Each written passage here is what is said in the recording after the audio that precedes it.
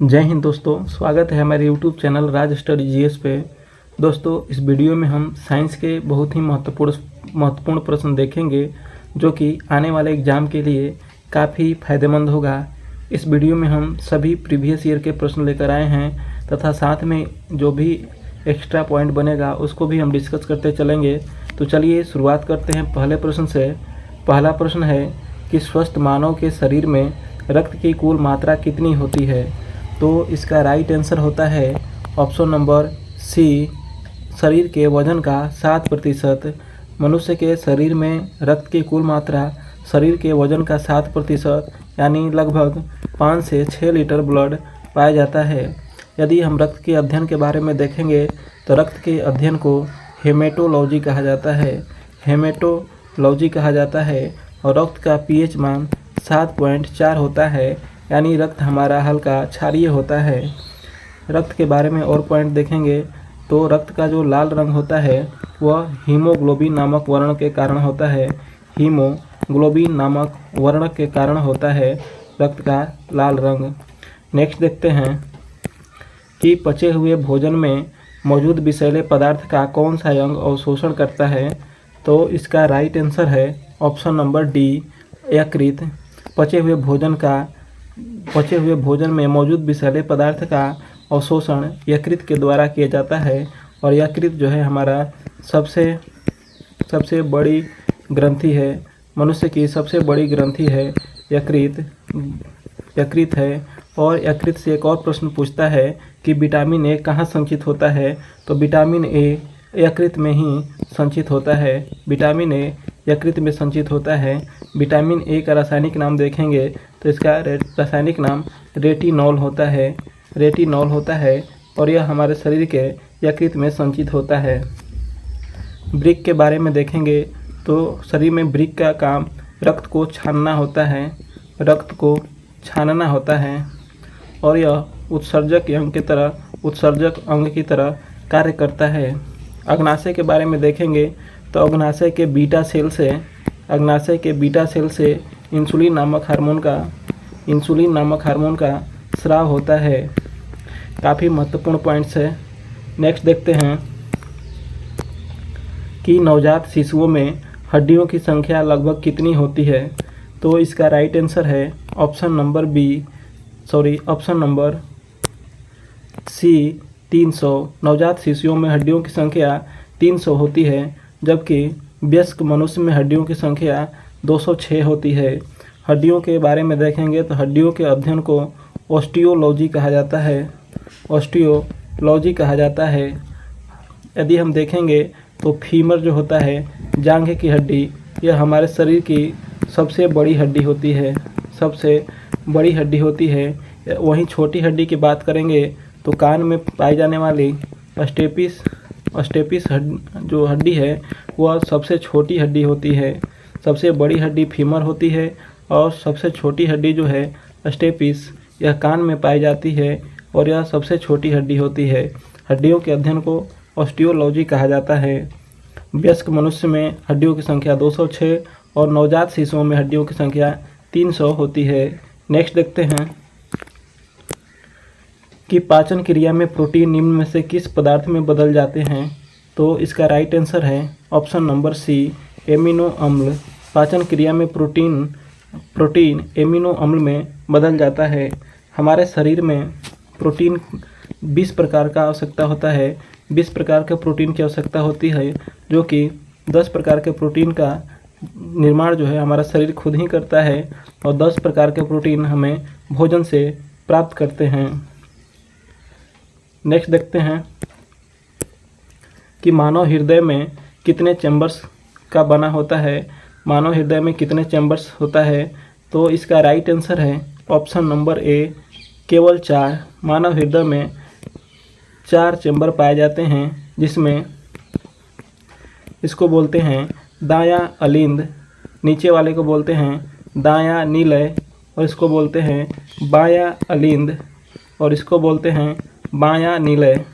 दायां अलिंद से दायां निलय में यहाँ पे एक वाल्व होता है जिसे बाइकस्पिड वाल्व कहते हैं और बायां अलिंद से दायां अलिंद में, दायां नीले में, बायां अलिंद से बायां नीले में यहाँ पे एक बाल्व होता है जिसे कहते हैं ट्राइकस्पिड बाल्व। ट्राइकस्पिड बाल्व जो हमारा हृदय है, हमारे रक्त को पंप करने का कार्य करता है। नेक्स्ट देखते हैं कि मानव शरीर में लाल रक्त कण का निर्माण कहाँ होता है। तो इसका सही उत्तर है ऑप्शन नंबर डी, अस्थि मज्जा में। मानव शरीर में लाल रक्त कण का निर्माण अस्थि मज्जा में होता है, जबकि आरबीसी का मृत्यु यानी लाल रक्त कण का मृत्यु जो होता है वो प्लीहा में होता है। प्लीहा को कब्रगाह, रक्त का कब्रगाह भी कहा जाता है। तो इसका निर्माण अस्थि मज्जा में और इसकी मृत्यु प्लीहा में होता है। नेक्स्ट देखते हैं कि मस्तिष्क के किस भाग में भूख लगने व भोजन से तृप्ति की अनुभूति कराने के केंद्र स्थित होते हैं। तो इसका राइट आंसर है option number C, hypothalamus. Hypothalamus में भूख लगने व भोजन से तृप्ति की अनुभूति कराने के केंद्र स्थित होते हैं। हमारे शरीर के ताप नियंत्रण भी हाइपोथैलेमस के द्वारा ही होता है। मेडुला ऑब्लिंगोटा के बारे में देखेंगे तो हम जैसे उल्टी करते हैं तो इसका नियंत्रण मेडुला ऑब्लिंगोटा से होता है।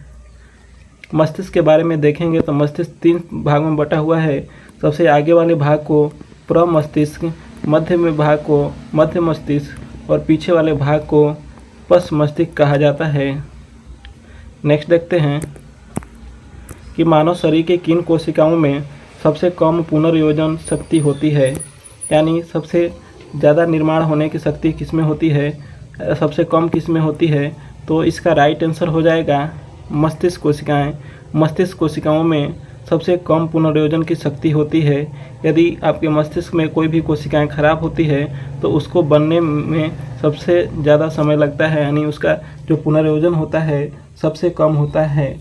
वहीं देखेंगे कि सबसे ज़्यादा पुनर्योजन किसके कोशिकाओं में होता है, तो वह यकृत के कोशिकाओं में पुनर्योजन क्षमता जो होती है सबसे अधिक होती है, जबकि सबसे कम मस्तिष्क कोशिकाओं में होती है।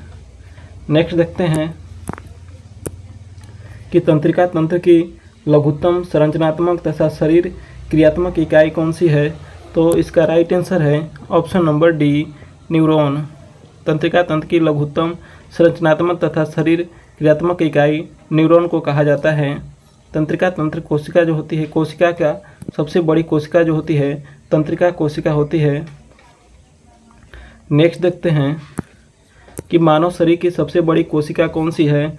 तो इसका राइट आंसर हो जाएगा तंत्रिका कोशिका। मानव शरीर की सबसे बड़ी कोशिका तंत्रिका कोशिका होती है, जबकि मानव शरीर की सबसे छोटी कोशिका माइकोप्लाज्मा की होती है। माइकोप्लाज्मा होती है। माइकोप्लाज्मा सबसे छोटी कोशिका होती है। कोशिका के बारे में देखेंगे तो कोशिका की खोज 1665 में पहली बार रॉबर्ट हुक के द्वारा किया गया। नेक्स्ट देखते हैं कि मनुष्य के शरीर में मुख्य नाइट्रोजनीय अपशिष्ट कौन सा होता है। तो इसका राइट आंसर है ऑप्शन नंबर ए, यूरिया। मनुष्य के शरीर में मुख्य नाइट्रोजनीय अपशिष्ट यूरिया होता है और यह प्रयोगशाला में तैयार किया गया पहला कार्बनिक यौगिक है। यूरिया प्रयोगशाला में तैयार किया गया पहला कार्बनिक यौगिक है। नेक्स्ट देखते हैं कि मानव शरीर से नाइट्रोजनी अपशिष्ट को हटाने के लिए कौन सा अंग जिम्मेदार है। तो इसका राइट आंसर है ऑप्शन नंबर बी, गुर्दा, जिसे किडनी भी कहा जाता है। तो मानव शरीर से नाइट्रोजनी अपशिष्ट को हटाने के लिए गुर्दा यानी किडनी जिम्मेदार है। फेफड़ा का वर्क क्या होता है। तो फेफड़ा का काम होता है रक्त को शुद्ध करना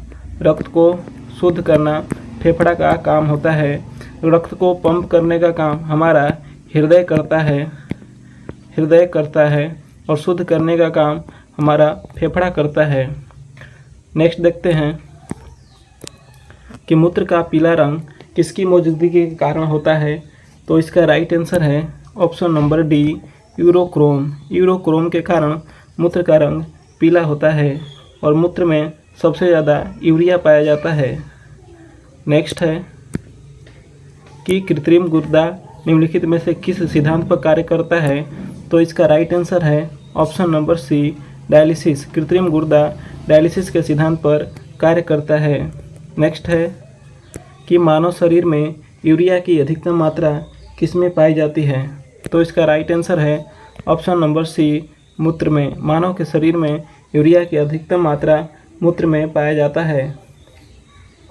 नेक्स्ट है कि बच्चों का लिंग निर्धारण किससे होता है? तो इसका राइट आंसर है ऑप्शन नंबर डी, गुणसूत्र से। बच्चों का लिंग निर्धारण गुणसूत्र से होता है और हमारे शरीर में गुणसूत्रों की संख्या 46 यानी लगभग 23 जोड़ा होता है। टोटल 46 जो कि 23 जोड़ा होता है। नेक्स्ट है कि स्त्रियों की नसबंदी को क्या कहा जाता है?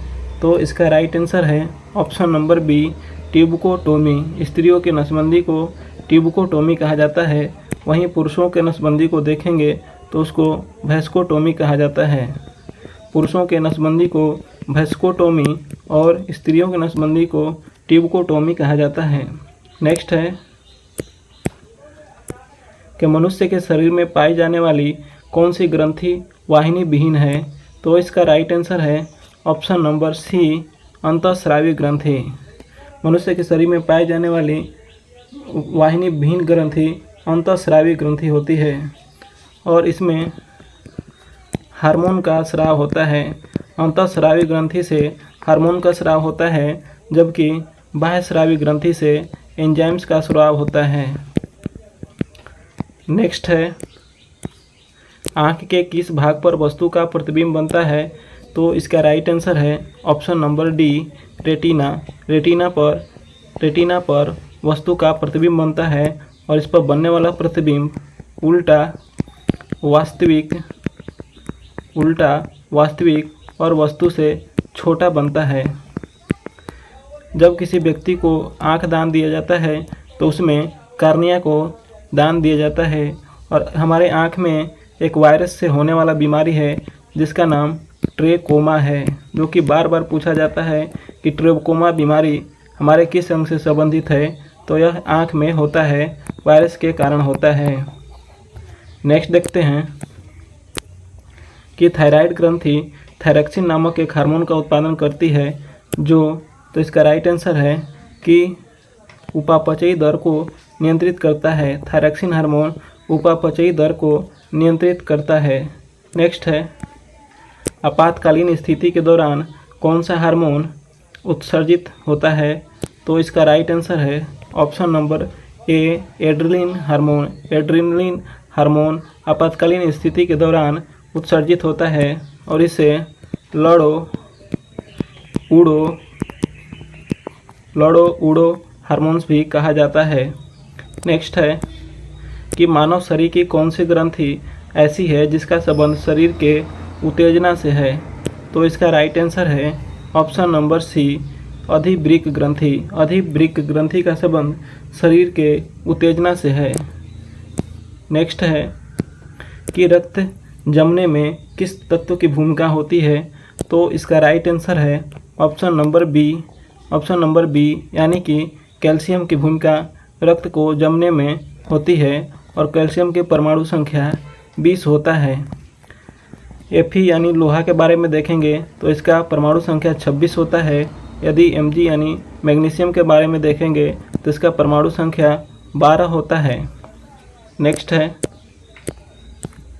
कि मानव शरीर में पैरों की हड्डियां हैं, तो इसका राइट आंसर है ऑप्शन नंबर बी, फिबुला और टिबिया। फिबुला और टिबिया यह पैरों की हड्डियां हैं, जबकि ह्यूमरस और उरू नामक अस्थि यह हाथ में पाई जाती है। नेक्स्ट है कि निम्नलिखित में से कौन रक्त में ऑक्सीजन अधिग्रहण का कार्य करता है? तो इसका राइट आंसर है ऑप्शन नंबर बी, हीमोग्लोबिन। रक्त में ऑक्सीजन अधिग्रहण का कार्य हीमोग्लोबिन के द्वारा किया जाता है और हमारे रक्त का लाल रंग भी हीमोग्लोबिन के कारण ही होता है।